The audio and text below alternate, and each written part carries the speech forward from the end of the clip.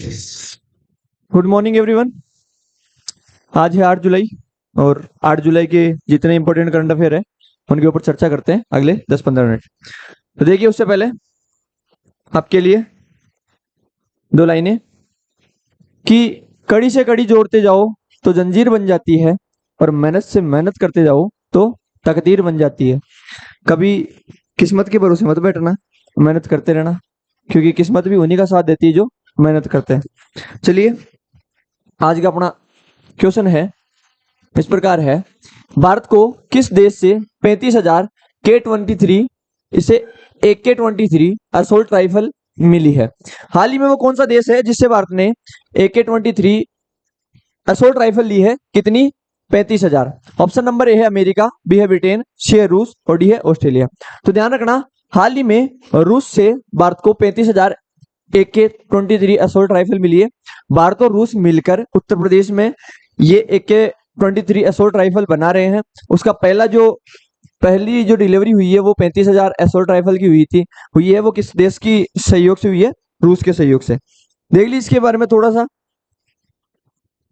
AK-203 rifles Uttar Pradesh के अमेठी हथियार कारखाने में रूस और भारत द्वारा संयुक्त रूप से निर्मित 35,000 उन्नत राइफल का पहला बैच भारतीय सेना को दे दिया गया है। ये क्या है? ये है आपकी AK-23 असोल्ट राइफल। यहां से क्वेश्चन पूछ सकता है, AK-23 असोल्ट राइफल भारत और किस देश ने मिलकर बनाई है? भारत और रूस ने। पहली जो इसकी डिलीवरी है लगभग 35,000 की, 35,000 असोल्ट राइफल भारतीय सेना को दे दी गई है। अगले क्वेश्चन पे चलते हैं। आज का जो अगला क्वेश्चन है इस प्रकार है, गति शक्ति विश्वविद्यालय और किसने एरोस्पेस शिक्षण और अनुसंधान के लिए समझौते पर हस्ताक्षर किए हैं? हाल ही में भारतीय रेलवे का जो गति शक्ति विश्वविद्यालय है उसने निम्न में से किसके साथ एक समझौता ज्ञापन किया है? ठीक है, ऑप्शन नंबर ए है एयरबस, बी है हिंदुस्तान एरोनॉटिक्स लिमिटेड, सी है महिंद्रा एरोस्पेस और डी है डायनोमेटिक टेक्नोलॉजी लिमिटेड। तो हाल ही में भारतीय रेलवे के एरोस्पेस ने एयरबस के साथ मिलकर एक समझौता ज्ञापन किया जो क्या करेगा? गति शक्ति विश्वविद्यालय और एरोस्पेस शिक्षण और अनुसंधान के लिए एक समझौता किया है। मतलब इसमें क्या किया जाएगा? भारतीय रेलवे के लिए उन्नत तकनीकें अपनाई जाएगी या उनके ऊपर कार्य किया जाएगा। देखिए क्या है इसके बारे में डिटेल थोड़ी सी। भारतीय रेलवे के गति शक्ति विश्वविद्यालय और एयरबस ने एरोस्पेस शिक्षण अनुसंधान के लिए समझौते पर हस्ताक्षर किए हैं। इस समझौते में संपूर्ण कार्यक्रम अवधि के लिए 40 GSV छात्रों के लिए पूर्ण छात्रवृत्ति कार्यक्रम। मतलब इसमें कुल मिला के बात ऐसी की गई है कि जो भारतीय रेलवे का जो गति शक्ति विश्वविद्यालय है, ट्रेनिंग इंस्टीट्यूट है, इसमें 40 जो छात्र हैं उनको ट्रेनिंग दी जाएगी अलग प्रकार की, उसके लिए एक समझौता ज्ञापन किया है। ठीक है, आगे देख लिए। अगला क्वेश्चन है इस प्रकार है, जस्टिस शील नागू को किस राज्य का मुख्य न्यायाधीश नियुक्त किया गया है? कल भी ये चर्चा में थे। हाल ही में इनको किस राज्य का नया मुख्य न्यायाधीश नियुक्त किया गया है? ऑप्शन नंबर ए है राजस्थान, ऑप्शन नंबर बी है पंजाब हरियाणा, सी है उत्तर प्रदेश और डी है छत्तीसगढ़। तो ध्यान रखना, हाल ही में पंजाब हरियाणा का इनको मुख्य न्यायाधीश नियुक्त किया गया है। किसे? शील नागू को। ठीक है, ये पहले पंजाब हरियाणा के न्यायाधीश बनने से पूर्व मध्य प्रदेश में थे। हाल ही में मध्य प्रदेश उच्च न्यायालय के न्यायमूर्ति शील नागू को पंजाब या हरियाणा उच्च न्यायालय का मुख्य न्यायाधीश नियुक्त किया गया है। जो आपको फोटो में दिख रहे हैं ये शील नागू, ये पंजाब हरियाणा से पहले मध्य प्रदेश के मुख्य न्यायाधीश थे, वहां से इनको हटा के वर्तमान में पंजाब हरियाणा का मुख्य न्यायाधीश नियुक्त कर दिया गया है। आपको पता है पंजाब और हरियाणा का एक ही हाई कोर्ट है, पंजाब और हरियाणा दोनों का संयुक्त हाई कोर्ट है और पंजाब हरियाणा दोनों की संयुक्त राजधानी है चंडीगढ़। ठीक है, आगे देखिए। अब आप कमेंट बॉक्स में एक क्वेश्चन बता देना, वर्तमान में भारत में कुल कितने हाई कोर्ट हैं? वर्तमान में भारत में कुल कितने उच्च न्यायालय हैं? ठीक है, आगे चलते हैं। देखिए अगला क्वेश्चन है वो इस प्रकार है, आज का सबसे मोस्ट इंपोर्टेंट क्वेश्चन है, यहां से क्वेश्चन बनने की संभावनाएं अधिक है। विश्व प्रसिद्ध वार्षिक जगन्नाथ रथ यात्रा 2024 में किस तारीख से शुरू हुई है? हाल ही में आपको पता है पूरी ओडिशा के पूर्व में जगन्नाथ रथ यात्रा शुरू हो गई है। वो कब शुरू की गई है? ऑप्शन नंबर ए है 12 जुलाई, ऑप्शन नंबर बी है 23 जून, सी है 21 जून और डी है 7 जुलाई। तो ध्यान रखना, 7 जुलाई को ओडिशा के पुरी में आयोजित होने वाली भगवान जगन्नाथ की जो रथ यात्रा है वो शुरू हो गई है। इसके बारे में क्वेश्चन बार बार हर एग्जाम में आए हुए हैं, तो यहाँ से ये क्वेश्चन बहुत इंपॉर्टेंट हो जाता है। इसके बारे में देखते हैं। देखिए जगन्नाथ रथ यात्रा 2024 7 जुलाई से शुरू हुई यात्रा 16 जुलाई तक चलेगी। हर साल आषाढ़ माह के शुक्ल पक्ष की द्वितीया तिथि से शुरू होती है। पुरी के जगन्नाथ मंदिर से रथ यात्रा निकाली और आषाढ़ शुक्ल पक्ष के 11वें दिन तक यात्रा का समापन होता है। ऐसे माना जाता है कि भगवान श्री कृष्ण की जो बहन है वो और बलराम और भगवान श्री कृष्ण, इन तीनों की यात्रा निकाली जाती है। इन तीनों की ही मूर्तियां हैं जगन्नाथ मंदिर में। ठीक है, देखिए इसके बारे में क्या क्या क्वेश्चन बन सकते हैं उनके ऊपर चर्चा करते हैं। सबसे पहली बात, जगन्नाथ रथ यात्रा का इतिहास। भगवान जगन्नाथ की रथ यात्रा से जुड़े कई मान्यताएं हैं। एक प्रचलित मान्यता है के मुताबिक द्वापर युग में एक दिन सुभद्रा जी ने अपने भाई श्री कृष्ण से द्वारका भ्रमण कराने की बात कही और उसी द्वारका भ्रमण के बाद ही ये जो रथ यात्रा है ये शुरू हुई है उसी समय से। ठीक है, बहन की इच्छा पूरी करने के लिए श्री कृष्ण ने अपने रथ में बैठाकर सुभद्रा जी को द्वारका भ्रमण कराया था। द्वारका गुजरात में है, लेकिन वर्तमान में जो ये यात्रा होती है ये ओडिशा के पुरी में आयोजित होती है। अब देखिए इसके बारे में और क्या क्वेश्चन बन सकते हैं। इसके बाद में यहां से कोई भी क्वेश्चन बाहर नहीं जाएगा। क्वेश्चन है पहला, रथ यात्रा या रथ महोत्सव भारत के ओडिशा राज्य के पुरी में आयोजित किया जाता है। ये एक हिंदू त्योहार है। सीधा क्वेश्चन पूछ लेगा कि जो ओडिशा में रथ यात्रा होती है वो कहाँ पे होती है, ओडिशा के पुरी में। ठीक है, आगे देखिए, ये भारत और विश्व में होने वाली सबसे पुरानी रथ यात्रा है। विश्व की सबसे पुरानी रथ यात्रा है जिसका वर्णन ब्रह्म पुराण, पद्म पुराण और स्कंद पुराण, कपिल संहिता आदि सब में पाया जाता है, यानी पुराणों में भी इसका वर्णन है। भगवान जगन्नाथ की पूजा की जाती है जिन्हें भगवान विष्णु का ही एक अवतार माना जाता है। सीधा क्वेश्चन पूछा गया है कि जगन्नाथ किसके अवतार हैं, भगवान विष्णु के। आगे देखिए, ये भगवान जगन्नाथ, उनकी बहन देवी सुभद्रा और उनके भाई, बड़े भाई भगवान बालभद्र या बलराम को समर्पित है। जो जगन्नाथ मंदिर है उसमें तीनों की मूर्तियां हैं और तीनों को समर्पित है। देखिए जगन्नाथ मंदिर 4 धाम तीर्थों के रूप में जाने वाले 4 हिंदू तीर्थ स्थलों में से एक है। भारत में 4 धाम है, उनमें से एक है जगन्नाथ का जो मंदिर है वो बड़ा। देखिए प्रसिद्ध भगवान जगन्नाथ रथ यात्रा को कार महोत्सव के रूप में भी जाना जाता है। One of the most important question कि कार महोत्सव क्या है, इसी जो ओडिशा में होने वाली जो जगन्नाथ रथ यात्रा है उसे ही बोलते हैं कार महोत्सव।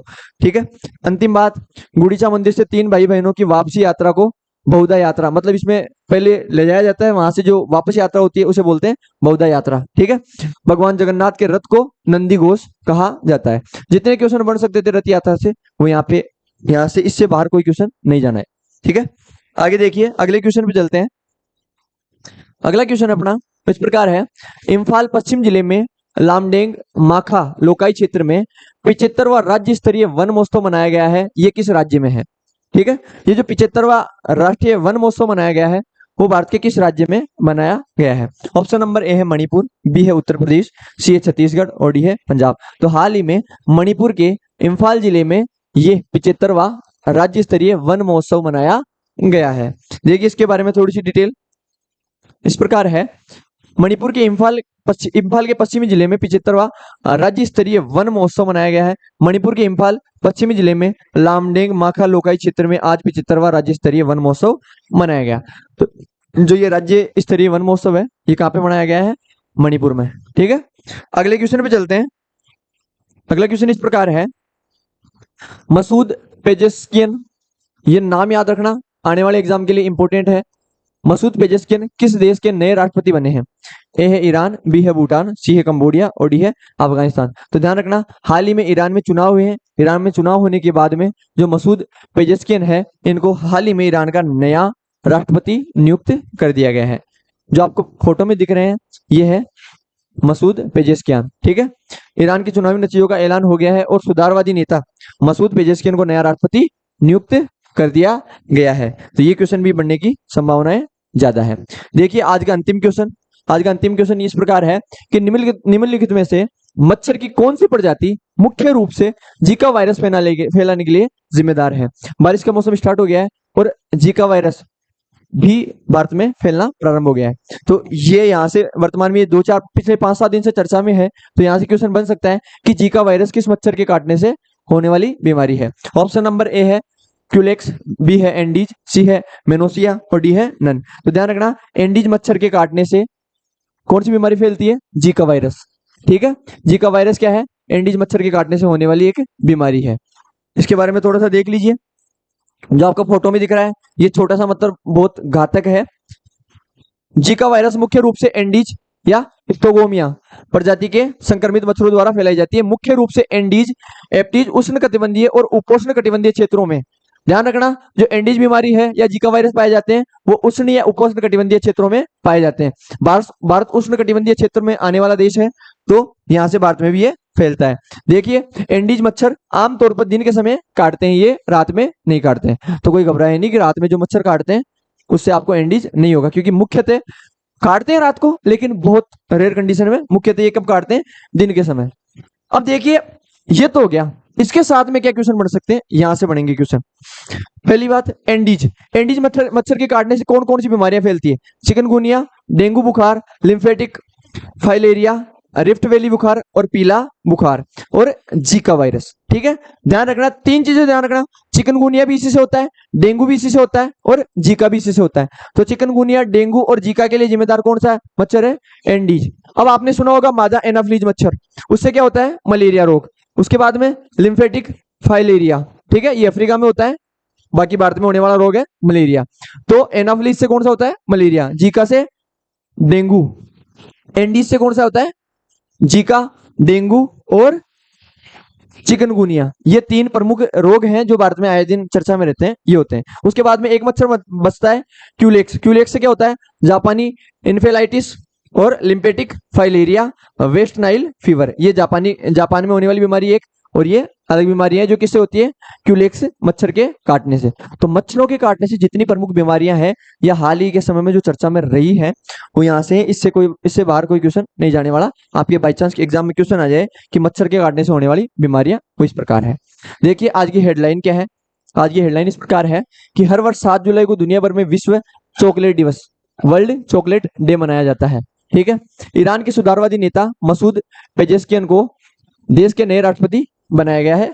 ओडिशा के पुरी में भगवान जगन्नाथ, बालभद्र, देवी सुभद्रा और भगवान सुदर्शन की विश्व प्रसिद्ध रथ यात्रा आज से शुरू हो गई है। कब से? 7 जुलाई से शुरू हो गई है।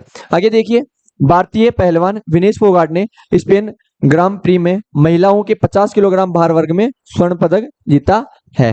आगे देखिए, मणिपुर के इंफाल के पश्चिम जिले में लामडेग माखा लेकाई क्षेत्र में 75वां राज्य स्तरीय वन महोत्सव मनाया गया। जिम्बाब्वे ने T20 सीरीज के पहले मैच में भारत को 13 रन से हराया। ठीक है, भारत ने हराया है या जिम्बाब्वे ने भारत को हराया है?